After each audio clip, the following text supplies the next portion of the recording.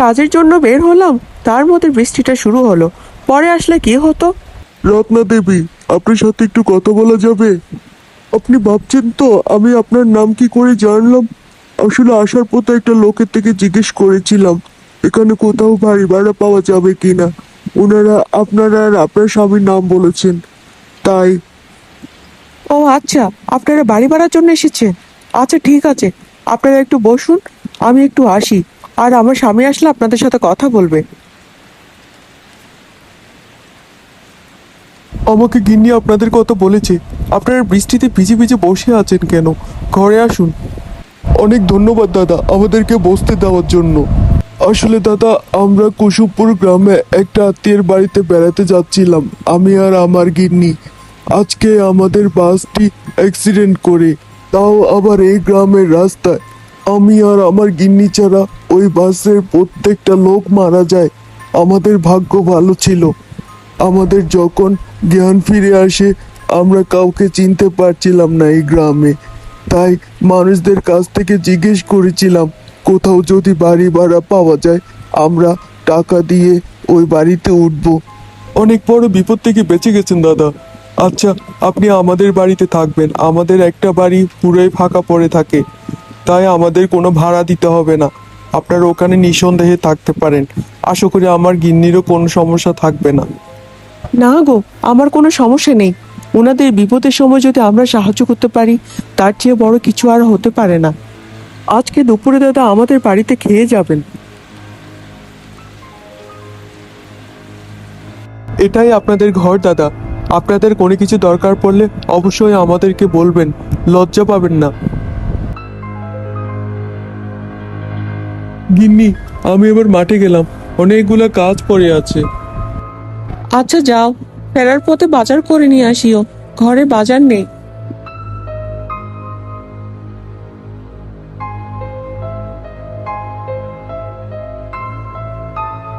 হ্যাঁ রে রমেশ, দুর্ঘটনার কথাটা ভুলতে পারছি না। হ্যাঁ দাদা, পুরো বাসের মানুষ সবাই মারা গেল, খুব কষ্ট লাগছে। দাদা, দুর্ঘটনাটা কোথায় হয়েছে? আমাদের গ্রামে নাকি? হ্যাঁ রে, আমাদের গ্রামের স্টেশনের ওখানে হয়েছে। একটা ট্রাক ধাক্কা দিয়েছিল ওই বাসকে। ওই বাসের প্রত্যেকটা মানুষ মারা গিয়েছে। শুনলাম ওই বাসটা নাকি কুসুমপুরের উদ্দেশ্যে যাচ্ছিল। এ আমি কি শুনলাম? কোনটা সত্যি? আমাদের ঘরে যারা আছে তারা তো বললো গতকাল সকালে। আমার এক্ষুনি বাড়িতে যেতে হবে।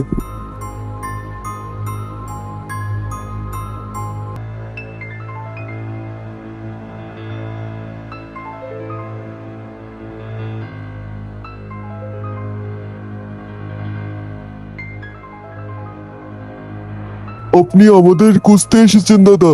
নিশ্চয়ই মাঠে কারো কাছ থেকে কিছু শুনেছেন। তো তোমাদেরকে খুঁজছি না, এ বাড়িতে আরো দুজন লোক আছে, ওনারা কোথায়? দাদা, আমরাই তো সেই লোক। আসলে আমরা গতকালই মারা গিয়েছিলাম। মারা যাওয়ার পরে আমরা এই রূপ ধারণ করি। আমাদেরকে কেউ দেখতে পায় না, শুধুমাত্র।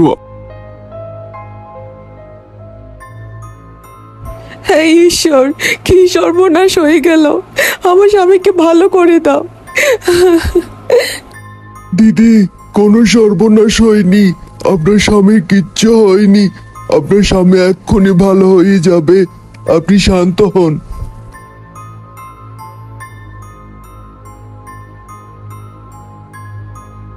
ভাই, এখন আপনারা বলেন তো, আপনারা আমাদের কাছে কেন এসেছেন? আমাদের কি ক্ষতি করতে চান? কি বলছেন দাদা?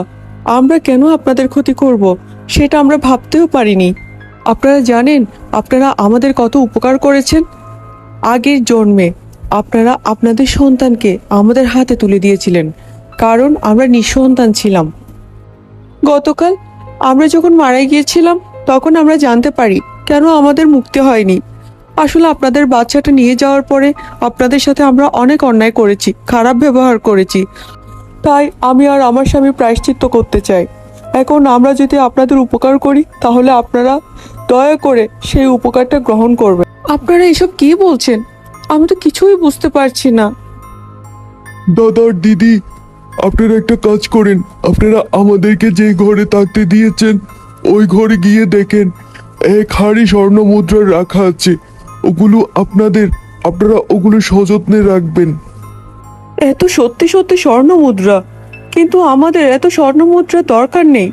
আমরা বরং ওনাদেরকে বলেই দিই আমাদের অত স্বর্ণ মুদ্রা লাগবে না। আমাদের এত স্বর্ণ মুদ্রা দরকার নেই, এগুলো আপনারা নিয়ে যান, আমাদেরকে শুধু আশীর্বাদ করলে হবে। না না, এগুলো আপনাদের ভালো কাজের উপহার। আপনারা প্রত্যেকটা জন্মে এরকম সৎ আর ভালো থাকবেন।